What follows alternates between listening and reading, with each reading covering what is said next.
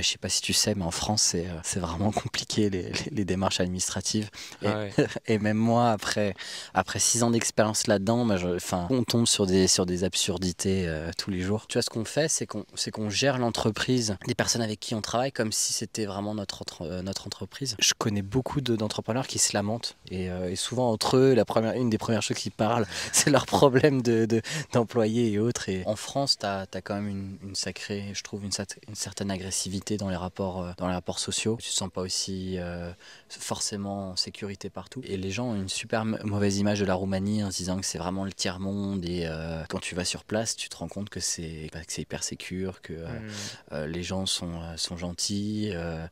Voilà, donc t'es dans un climat déjà qui est beaucoup plus agréable, qui est beaucoup plus apaisant. Bah, c'est pareil ici au Maroc, tu vois. Ouais. On n'a pas ce sentiment d'insécurité qu'on ressent, que je pourrais ressentir en Belgique ou en Ouais, France. je me rends compte que le Maroc, c'est quand même un endroit, un pays qui est ultra intéressant en tant que Français. Le premier point, c'est que une expatriation dans un pays où c'est pas ta langue maternelle. Alors, tu vois, le Maroc, on peut parler français, tu vois. Si tu vas dans un pays qui ne parle pas français, ça peut être beaucoup, beaucoup plus difficile. Moi, je peux te donner l'exemple, tu vois, en Suisse, j'ai vécu dans la partie francophone et j'ai fait la connerie de partir j'ai parti un an dans la partie germanophone, tu vois. Je parlais pas allemand du tout. Ouais.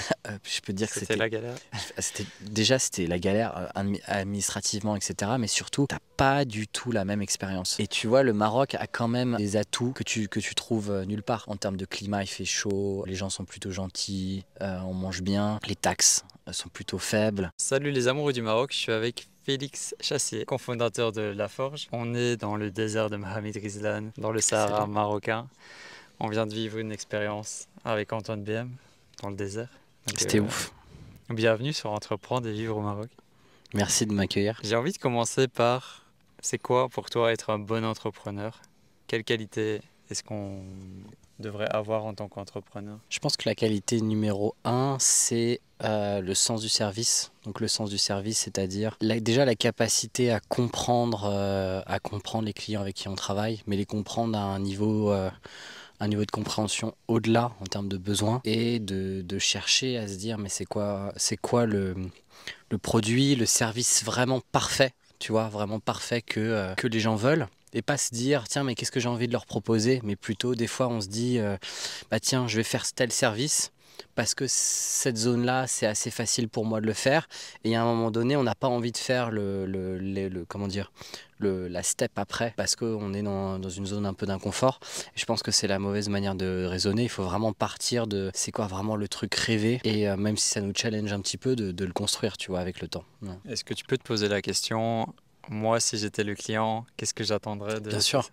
bien sûr. Mais ça, si c'était exigeant, c'était exigeant parce que si t'es pas exigeant, tu vas faire quelque chose qui est pas à l'auteur. Mais en général, quand tu es entrepreneur, bah, tu es exigeant et du coup, bah, c'est une bonne manière. Est-ce qu'il y a d'autres qualités qui te semblent indispensables pour réussir un business, en ligne ou physique? Je pense des valeurs humaines qui sont de l'ordre de la bienveillance, la loyauté. Bah, déjà, ça c'est important. Quand tu manages des gens, c'est aussi important vis-à-vis de ses clients. C'est important aussi pour se donner confiance. Quand entreprends. C'est vrai que quand tu vois un gars, tu te dis le gars il va me niquer, je sais pas quoi, etc.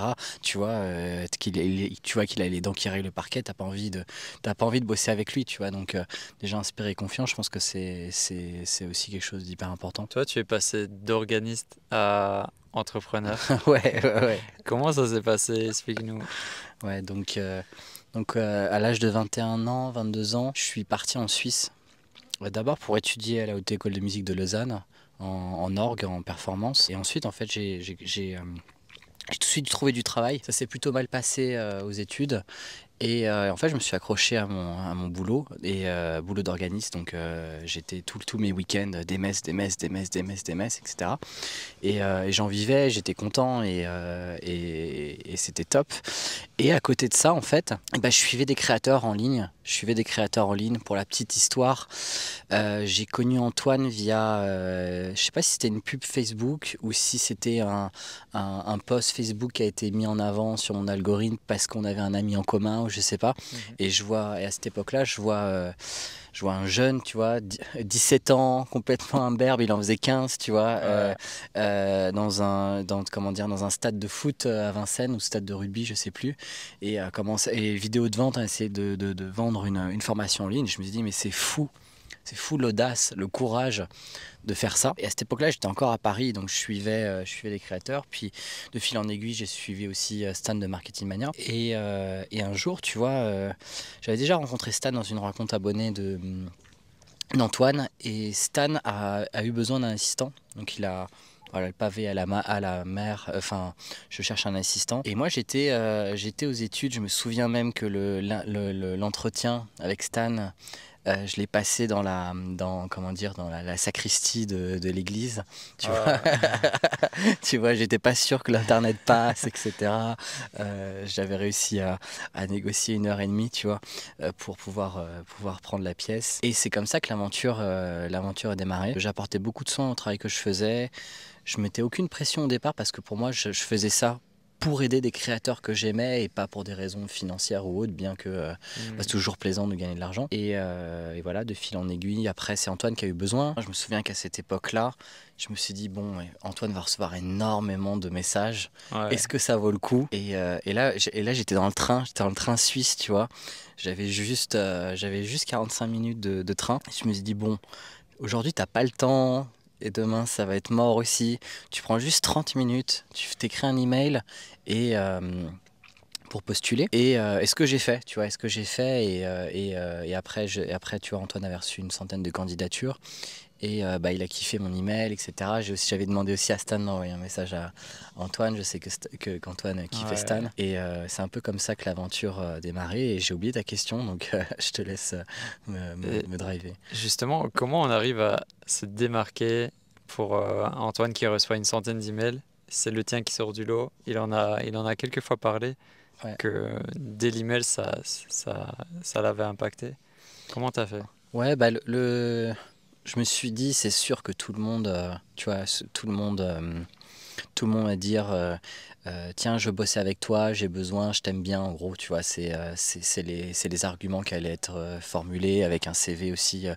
ennuyeux et chiant. Et moi, j'ai vraiment eu l'approche de me dire, bah tiens, qui c'est Antoine, qu'est-ce qu'il a besoin? Et j'ai fait une espèce de mini page de vente, tu vois, à l'époque, enfin, je connaissais rien du tout du copywriting non plus, mais tu vois, c'était du bon sens. C'était du bon sens de mettre en avant que, voilà, je sais qu'il a besoin de tranquille, enfin, de se libérer l'esprit pour se concentrer sur d'autres choses. Et voilà, j'avais mis en avant que aussi, bah, j'avais d'expérience avec Stan, etc. Et ça a plutôt marché, quoi. Mm. Et donc voilà. Je sais pas si tu sais, mais c'est vraiment Antoine et Stan qui m'ont permis d'avoir ce business Entreprendre et vivre au Maroc. C'est Et fou. c'est les deux personnes qui m'ont le plus influencé. Je les vois comme des mentors. Ouais. J'ai pas accroché à d'autres personnes dans ces mêmes thématiques.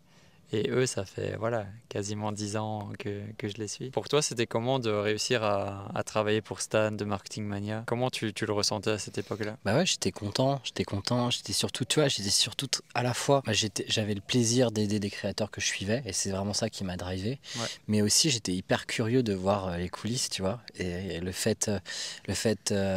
de commencer en tant qu'assistant, tu vois la machine, tu vois ce qui se passe, et c'est, Qu'est-ce que tu as découvert? bah, tu vois, moi, avec Stan, c'était hyper intéressant parce qu'en fait, à l'époque où j'ai commencé à travailler avec lui, c'était rayon X marketing avec le squelette qui sort. C'était vraiment le début de la chaîne YouTube. Il y avait pas d'abonnés, il n'y avait pas de vues. Et c'est juste à l'époque où il a commencé à faire un format beaucoup plus écrit. À l'époque, ça faisait pas encore de vues.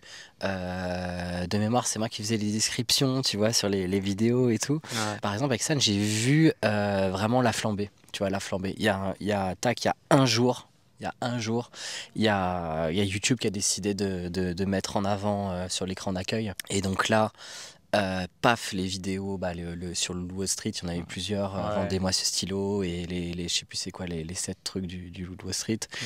Et paf, écran d'accueil. Et là, tu vois, moi j'ai vécu ça avec Stan. Bah, c'était fou en fait. Tu voyais les abonnés, enfin on n'y croyait pas, tu vois. Stan n'y croyait pas, moi j'y croyais pas.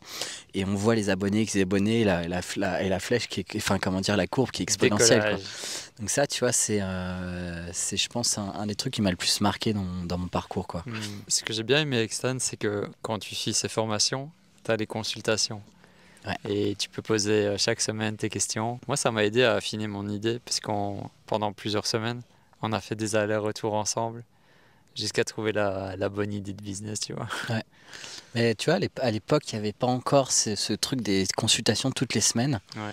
C'était, voilà, tu t'envoies ton email, tu vois, t'envoies ton email, pour Copywriting Mania, par exemple, c'était, bah tiens, envoie ton email à Stan, etc. Mais c'était pas encore un format très élaboré. Ouais, c'est cool qu'il ait pris cet angle. Je pense que c'est ultra intéressant. Qu'est-ce que tu penses de ça, de garder ce lien avec tes clients, même après qu'ils aient acheté la formation? Je pense que ça convient pas à tout le monde. Ça convient pas à tout le monde. Mhm.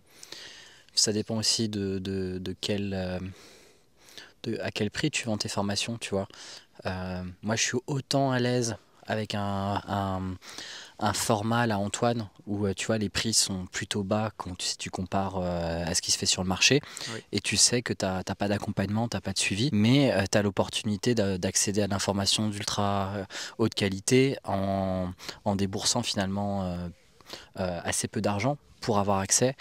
Et donc du coup, ça permet à énormément de gens de pouvoir y accéder parce que tu pourrais pas faire la même chose en faisant de l'accompagnement.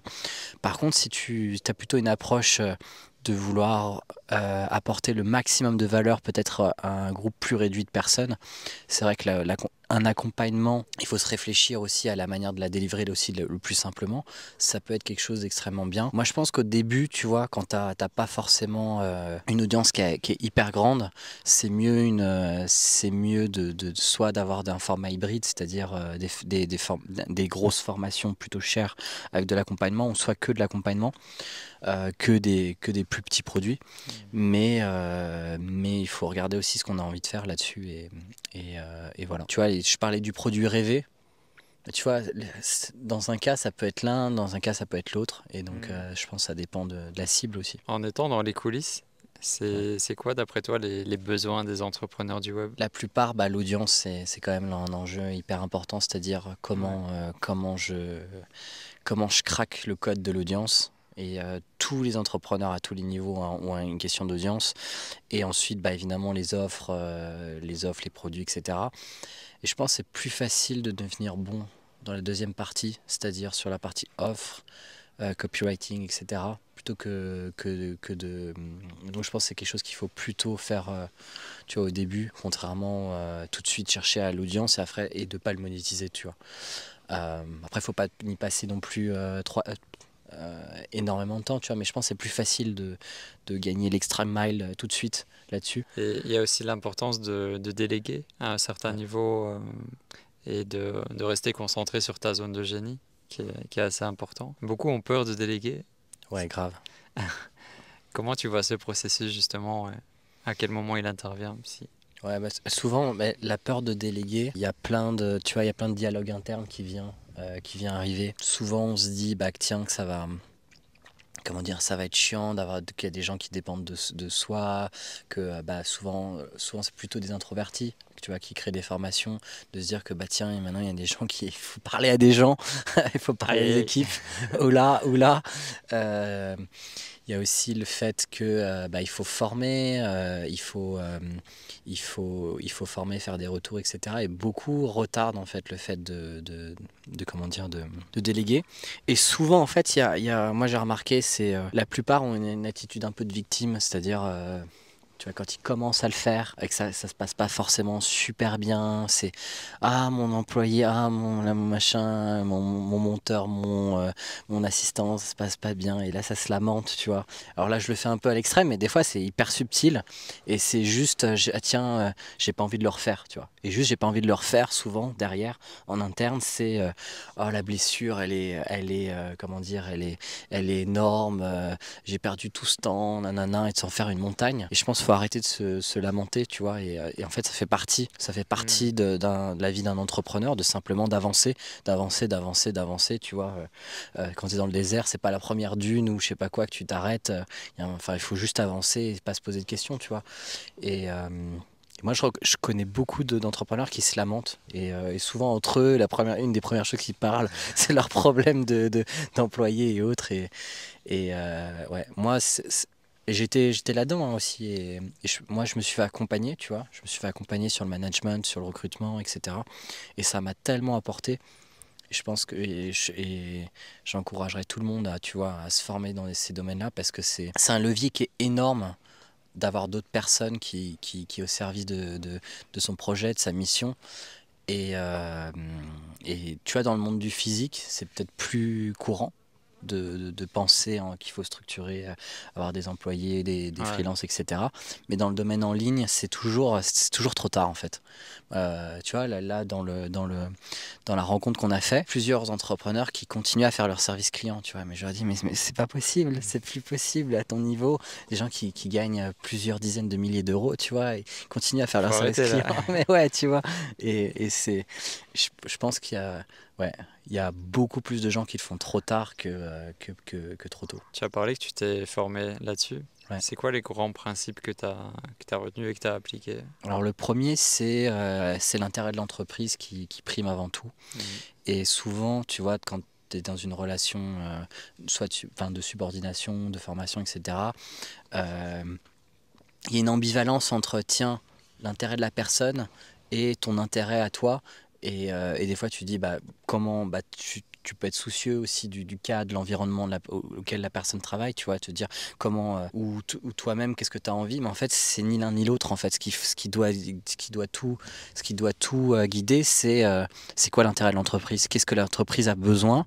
Et en fait, c'est pas un rapport de personne, c'est pas des enjeux relationnels, c'est juste, en fait, le business a besoin de ça, donc ça doit être fait. Tu vois, il y a pas autre chose qui rentre dans la balance. Et ça permet de vraiment de désémotionnaliser toutes les relations de travail. Donc ça, c'est le premier, de tout ramener à l'intérêt de l'entreprise et tu vois, de le verbaliser aussi. C'est jamais je veux que tu fasses ça en fait. Tu vois, c'est l'entreprise qui a besoin. Voilà.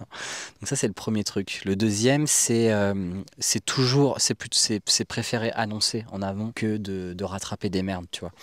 C'est toujours plus facile de recadrer une situation si en fait on a annoncé déjà le cadre en avance plutôt que de devoir rectifier quelque chose qui n'a pas été annoncé et du coup tu peux te prendre aussi comment dire la résistance de la personne, tu vois.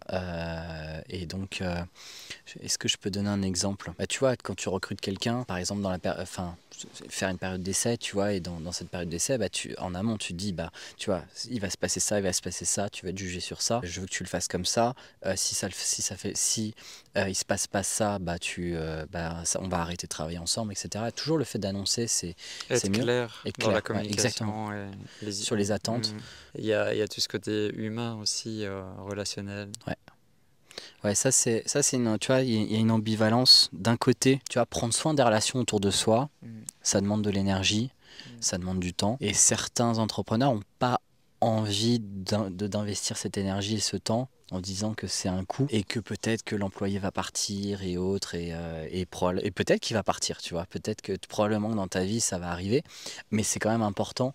C'est quand même important d'en faire quelque chose de pilier, tu vois. Quand tu as une entreprise qui repose sur des valeurs humaines, bah, les relations sont beaucoup plus fluides. Tu vois, moi, ça a été Tu vois, je te parlais d'intérêt de l'entreprise. Oui. Moi, ça a été une erreur que j'ai faite, c'est-à-dire que j'ai essayé, en tout cas, d'être dans l'humain dès le départ et peut-être à prendre trop justement le parti des personnes qui avaient travaillé, de vouloir trop qu'elles se sentent bien, etc. Et en fait, bah, aujourd'hui, c'est toujours le cas, tu vois. J'aurais pu devenir un connard, tu vois, en me disant ça marche pas, etc. Mais non, c'est hyper important.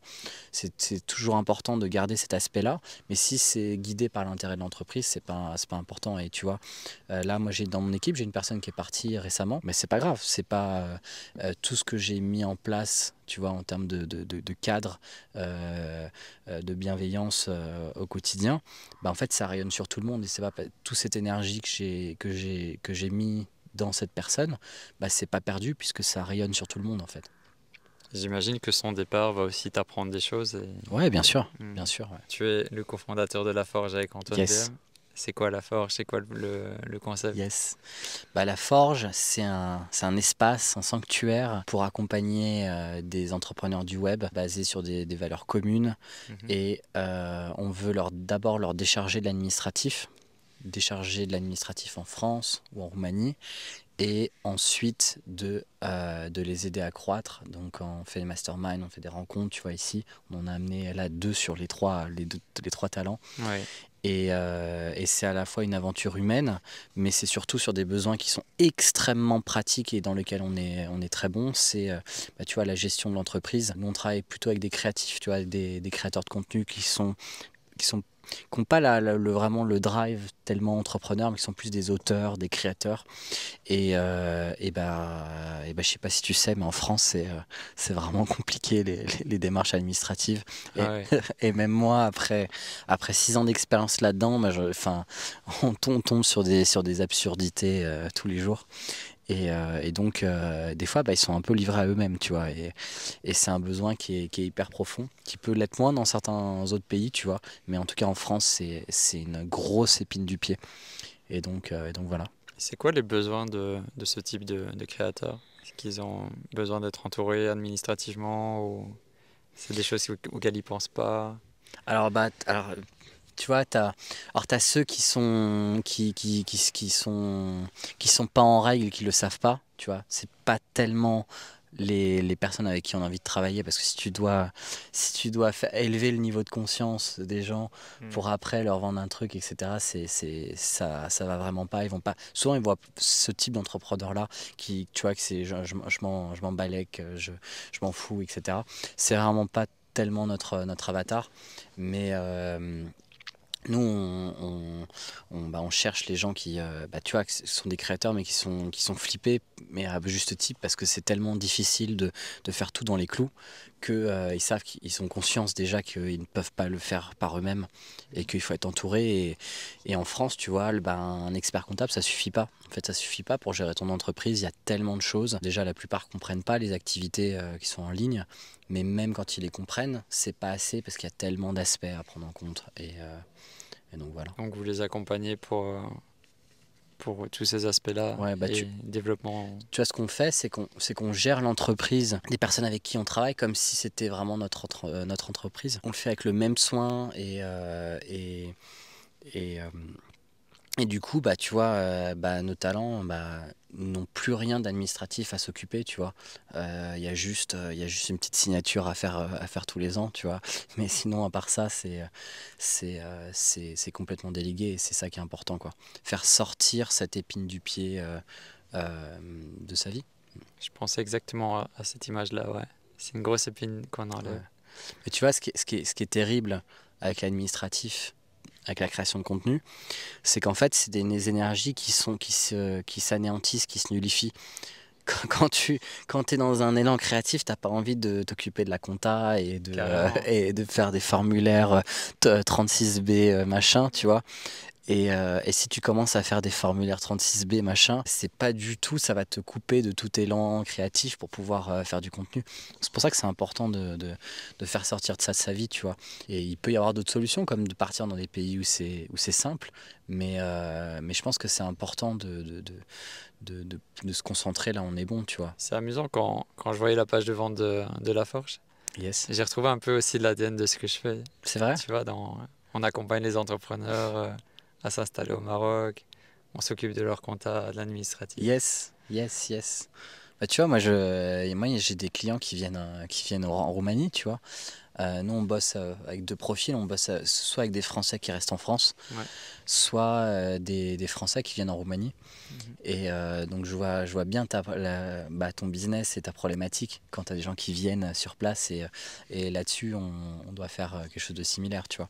Et après, dans la gestion vraiment au quotidien, des fois, ça peut prendre énormément de temps. Il y a énormément de travail à faire pour que tout soit au clair entre la TVA, entre s'occuper de réunir toutes les factures, etc. euh, de mettre les bons choix fiscaux. Et en France, c'est vraiment un dédale. Ouais. Il y a plein de formulaires, de machins, de déclarations à faire. Des fois, il y a des problèmes juridiques. Tu vois, ça peut être dans certaines thématiques, ça peut être l'ordre des médecins, ça peut être l'ordre des kinés, ça peut être, je sais pas, un concurrent jaloux qui fait des attaques à la répression des fraudes, etc. Tu vois, on a accompagné. On a fait plusieurs procès, tu vois, tu vois, tout ça on gère, tu vois. Pour Mhm. nous, c'est ça la gestion, tu vois. Pour toi, est-ce que c'est important dès le départ d'avoir une base solide, que ce soit compta, fiscalité, ou est-ce que ça peut se faire après quelques années? Bah, il faut s'entendre, tu vois, sur c'est quoi la base solide, tu vois. Si ne pas avoir une base solide, c'est faire n'importe quoi et rien déclarer, tu vois, ça c'est important Mhm. déjà d'avoir un minimum, tu vois. Après, je pense pas que ça soit nécessaire d'avoir vraiment tout dans les clous, c'est-à-dire, tu vois, les CGV tip-top, le formulaire, s'inscrire à la TVA suisse, tu vois, il y a plein de choses qui peuvent venir après, tu vois. Et il y a un juste milieu, déjà, déjà être dans les clous déjà, et en avoir conscience de ce qu'il faut faire, je pense que c'est déjà une étape importante, quoi. Tu as parlé un peu de la Roumanie, tu peux nous parler de ton parcours justement, les différents pays où tu as vécu et Yes. pourquoi tu as décidé de t'expatrier? Ouais, moi j'ai vécu jusqu'à 21 ans, j'étais en France, j'étais à Paris, et la musique c'était ma vie. Ensuite, je suis parti en Suisse, je t'ai dit pour les études, j'ai aussi bossé. Et la Suisse, c'était un cycle de 4 ans, c'était vraiment merveilleux. Mhm. Mais je ne me voyais pas y rester à long terme. Et j'avais envie de vivre une autre vie dans un pays qui est vraiment différent. Et je me suis dit, bah, autant partir, autant aussi mettre l'aspect économique vraiment dans la balance, tu vois. Mhm. Bah, la Suisse, c'est un des pays les plus chers au monde. C'est aussi la fiscalité est certes plus basse qu'en France, mais c'est pas l'une des plus. Enfin, c'est quand même relativement lourd.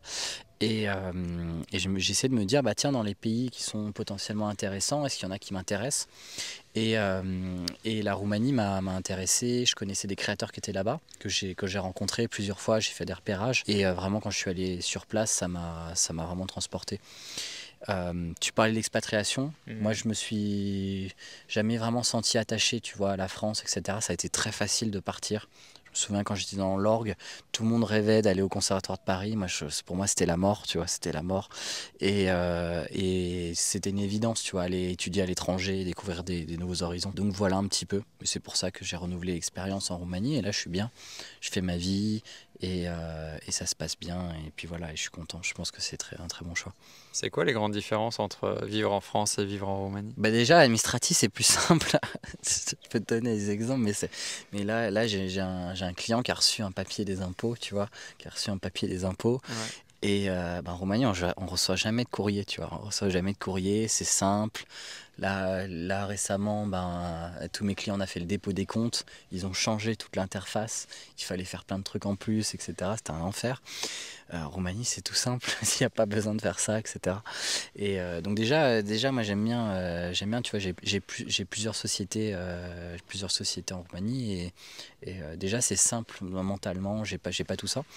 Mais après c'est particulier. Tu vois, Bucarest, c'est une architecture qui est un peu destroy puisque t'as tout ce qui était historique avant le communiste a été, enfin pas tout, mais t'as plein de choses qui ont été rasées pour créer des immenses immeubles pour loger les gens, tu vois. Mhm. Donc t'as cet aspect-là, moi j'aime bien. Il y a un côté dépaysement qui est pas mal. C'est un pays qui a une âme. Qui a une âme.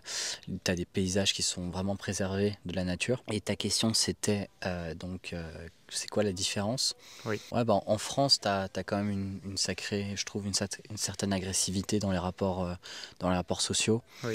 Tu te sens pas aussi forcément en sécurité partout, tu vois. Et les gens ont une super mauvaise image de la Roumanie en se disant que c'est vraiment le tiers-monde et les Roms et les machins, etc. Et en fait, quand tu vas sur place, tu te rends compte que c'est hyper sécure, que Mhm. les gens sont gentils.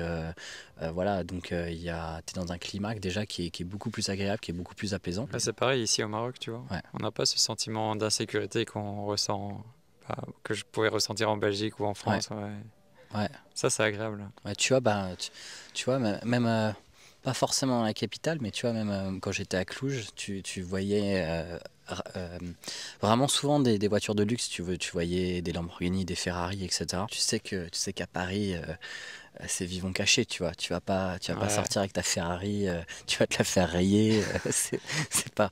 Je dis pas qu'il faut venir en Roumanie pour sortir sa Ferrari, mais c'est juste pour montrer que c'est un autre rapport. Tu vois, les Roumains, ils ont dans l'âme, ils ont un côté vraiment libertarien, c'est-à-dire t'es seul, l'État est là pour te piquer de l'argent. Euh, c'est, t'es seul, tu dois te battre pour ta famille. Des fois, la vie est dure, etc. Alors, des fois, ils se plaignent un peu trop, tu vois, mais j'aime bien être dans un côté un peu plus libertarien. Tu vois, ils ont connu le communisme avec des restrictions extrêmes en termes de liberté, en termes même de niveau de vie, Ouais. pas pouvoir bouffer, etc. Tu vois, c'était dans un pays en fait où c'est plus jamais ça. Tu vois, plus jamais ça. À Cluj, t'as un monument anticommuniste avec la faucille qui est cassée, avec tu vois, la faucille cassée, avec une croix catholique, enfin une croix chrétienne, pardon, en haut. Enfin, on peut vivre notre religion, tu vois, qui était interdit avant. Et c'est beau, tu vois, de voir un pays qui place la liberté comme valeur numéro un, là où en France, on est toujours l'égalité, l'égalité, les gens sont pas pareils, machin, il faut aider. Et c'est bien Mhm. aussi, tu vois, mais si c'est la seule variable qu'on met en avant, des fois, c'est un peu lourd, quoi. En tant qu'entrepreneur, s'expatrier à l'étranger, c'est quoi les avantages que tu vois Déjà, c'est une aventure, tu vois, c'est une aventure. carrément. Ça te, Moi, j'ai beaucoup rencontré de personnes qui, dans leur pays, immergées dans leur environnement habituel, arrivaient à rien faire, tu vois. Parce que parce que soit t'as les amis, parce que t'as la famille, tu vis dans ton appart que t'as pas forcément, peut-être des fois choisi, etc. Parce que des fois en France c'est compliqué de louer. T'as plein de facteurs qui font que t'es pas forcément dans un environnement qui est optimal. Et le fait de couper tout, de partir à l'autre bout du monde, bah, déjà, tu es moins sollicité, donc tu as du temps, tu as plus d'énergie à Mhm. concentrer pour entreprendre. Et je pense que c'est une merveilleuse chose que de joindre l'entrepreneuriat et l'expatriation et ce que tu fais au Maroc, tu vois, de voir ça comme un tremplin pour focaliser son attention dans le business. Donc ça, c'est le premier point.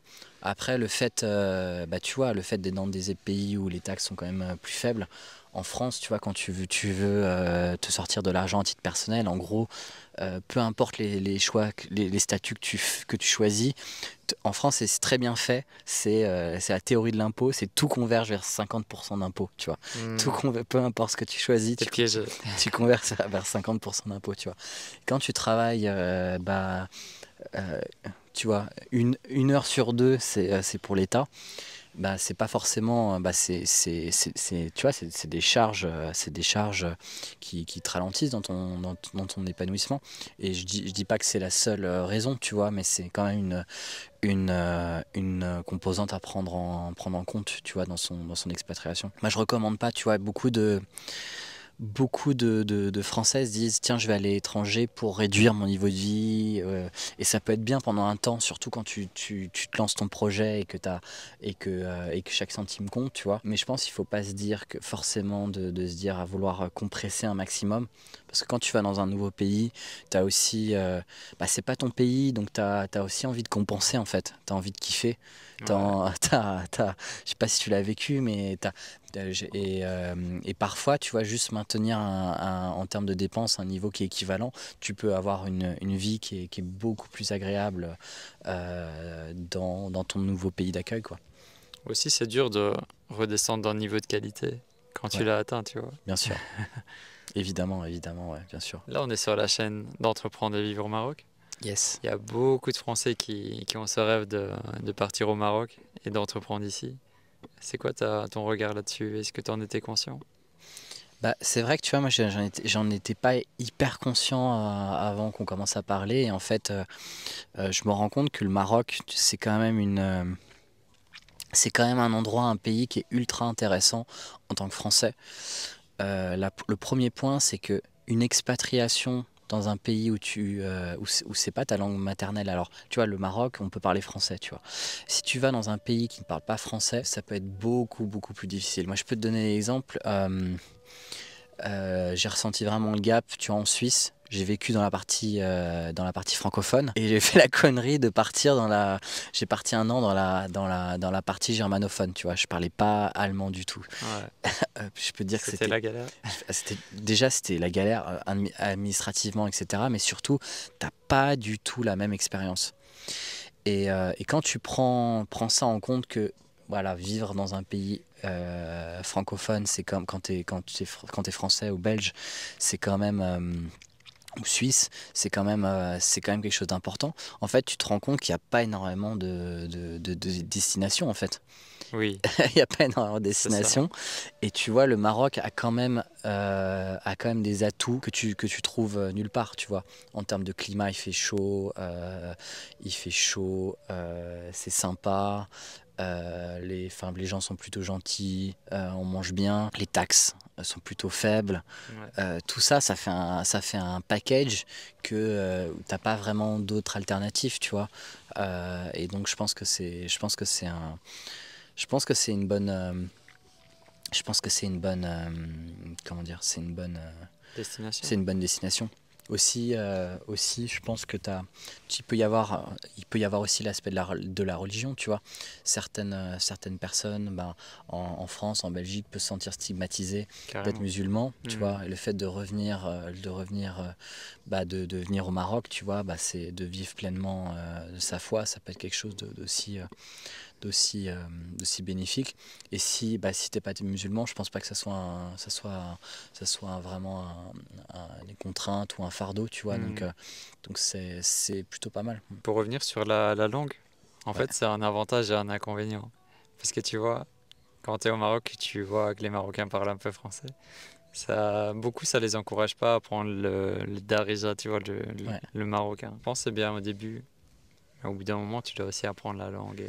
ouais. Moi, je suis un mauvais exemple parce que tu vois, ça fait 3 ans que je suis en Roumanie Ouais. et je parle pas roumain, mais j'en ressens pas le besoin parce que la personne avec qui je partage ma vie parle roumain et du coup en fait moi je me repose pas mal sur elle et donc Ouais. mais tu vois moi je le vois pas comme une perte vraiment parce que j'ai tellement de choses à me focus dans le business. J'aimerais, tu vois, s'il fallait choisir là, je préférerais me remettre au sport, tu vois, me remettre au sport Hmm. qu'apprendre la langue. C'est une question de priorité. Exactement, Ouais. exactement. Et moi, je serais pas, tu vois, dans le fait de blâmer forcément, tu vois.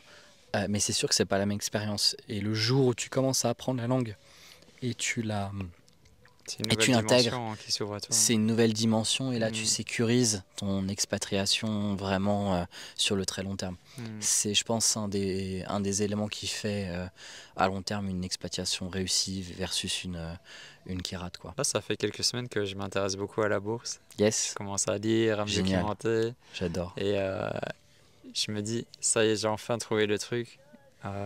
Tu vois, pour ma retraite et tout. Yes, Et j'ai plus peur non plus de la bourse. Que ouais, je voyais ça un peu comme beaucoup de gens. Tu vois, ça fait un peu peur et c'est risqué. ouais, Maintenant, ça y est, je suis convaincu. C'est quoi, toi, ton rapport à l'investissement et à la ouais. bourse? Alors moi, c'est quelque chose d'hyper important. Déjà, première chose, c'est je pense que je vais gagner plus d'argent par l'investissement durant ma vie que par l'entrepreneuriat. Carrément. Aujourd'hui, tu vois, dans ce que je gagne, je dépense à peu près 15% de mes revenus et j'investis tout le reste. La bourse, les entreprises cotées, c'est historiquement l'un des placements les plus rentables si tu regardes sur 100 ans, 200 ans. Et certes, on voit la volatilité à court terme, tu vois, et que les cours peuvent bouger pas mal d'une année à l'autre. Mais sur le très long terme, en fait, tu as très peu de choses qui peuvent créer autant de valeur. Ouais. Quand investis en bourse, tu mises sur la résilience humaine, tu vois. Tu mises sur des entrepreneurs, tu mises sur des gens qui sont en train de travailler pour toi au service d'apporter de la valeur au monde, tu vois. Et quand tu choisis bien des entreprises qui, euh, qui ont un vrai avantage concurrentiel, ça veut dire que ils peuvent pas être détrônés facilement. Ça veut aussi dire qu'ils apportent énormément de valeur au monde. Et moi, je trouve qu'il n'y a rien de moins risqué que finalement avoir des entreprises. Parce que si tu prêtes ton argent, que ce soit à l'État, que ce soit à des entreprises, etc., euh, ton gain, il est vraiment limité par rapport au risque de défaut, tu vois. Ouais. Puis tu peux te prendre l'inflation en pleine figure. Et l'immobilier, c'est un enfer à gérer. et tout le monde te dit oui, essaie de te vendre l'immobilier en étant c'est passif, c'est passif, c'est passif. La réalité, c'est que Pas c'est pas vraiment, ouais. passif, non, Ouais. c'est pas passif. Et même quand c'est géré, même quand tu payes des gens, etc., tu as toujours des galères, des trucs à gérer. Et finalement, la bourse, c'est le seul endroit où c'est vraiment, vraiment passif et intéressant en termes de rentabilité. Donc moi, je suis fan, tu vois. Je trouve que c'est incroyable l'époque dans laquelle on vit. Ouais. Une époque où d'un clic de souris, tu peux certes prendre part à une aventure entrepreneuriale, mais surtout acheter des titres de propriété d'entreprise, tu vois. On n'a pas toujours eu ça, tu vois. On n'a pas toujours eu ça aussi facilement. Aujourd'hui, ça coûte rien. Et donc, c'est incroyable. Donc vous allez bientôt voir du contenu sur la bourse. Et moi, ce sera la bourse de Casablanca. Yes. Hmm. Je pense qu'on pourrait continuer un moment, mais il va faire nuit. Yes, évidemment. Ouais, on va plus nous Luminosité. voir là. On va plus nous voir. C'est quoi tes objectifs et ta vision pour 2024? Ouais. Moi, pour 2024, là, j'ai plusieurs projets. Le premier, c'est j'ai des investissements IMO pour moi. Tu vois, et je pense que quand tu es entrepreneur, c'est pas mal d'acheter pour soi. Et en ligne, tout le monde te dit il faut acheter pour louer. La résidence principale n'est pas un actif, etc. Ouais. Quand tu achètes pour toi, t'as pas à te gérer, t'as pas à te gérer, t'as pas à gérer. Enfin, c'est plus simple, tu vois. T'as aussi pas, enfin, t'as plus de relation avec un propriétaire. Nous en Roumanie, putain, ils veulent visiter tout le temps leurs biens, machin, ils veulent récupérer leur appart, c'est un enfer. Donc voilà, donc moi le projet immobilier, donc on a acheté 2 appartements à Bucarest. Félicitations. Et je suis hyper content. Ouais. Et le deuxième, avoir plus de liens, tu vois. Je suis content des chiffres, des chiffres que j'ai fait dans les dernières années. J'ai un business qui est vraiment stable, qui est résilient, puisque je dépends d'un portefeuille de clients assez diversifiés et qui sont dans le business en ligne. Mais aujourd'hui, tu vois, j'ai envie de plus de liens. Et c'est pour ça qu'on a avec Antoine, on a fondé La Forge, on a envie d'être plus en lien et plus chacun dans son coin. C'est un nouveau cycle, tu vois. Peut-être c'est la trentaine, tu sais, c'est qui Ouais. approche, tu vois. Hmm. Et, euh, et donc voilà, ça serait les deux objectifs. Ouais. Continuer à faire aussi du cash, c'est important. Et voilà. Faire du flouze. Ouais. De la moula, des pépettes. Et c'est vrai que moi pareil, tu vois. Il y a le côté YouTube, en ligne, mais c'est bien de faire des événements physiques et de se Yes. rassembler, rencontrer son audience. Ouais, bah merci pour ce que tu proposes. Parce que c'est autant pour Antoine que pour moi, c'est hyper précieux d'avoir quelqu'un qui puisse gérer vraiment tout de A à Z, tu vois, en termes de logistique. Et c'est pour ça qu'on veut continuer à faire ces voyages avec toi. C'est qu'on est sûr que ça se passe bien, que tout roule. Et c'est pas forcément le cas, tu vois. Donc voilà. Avec plaisir. Yes. Merci pour ce moment, merci pour ton partage. À bientôt. Bye bye.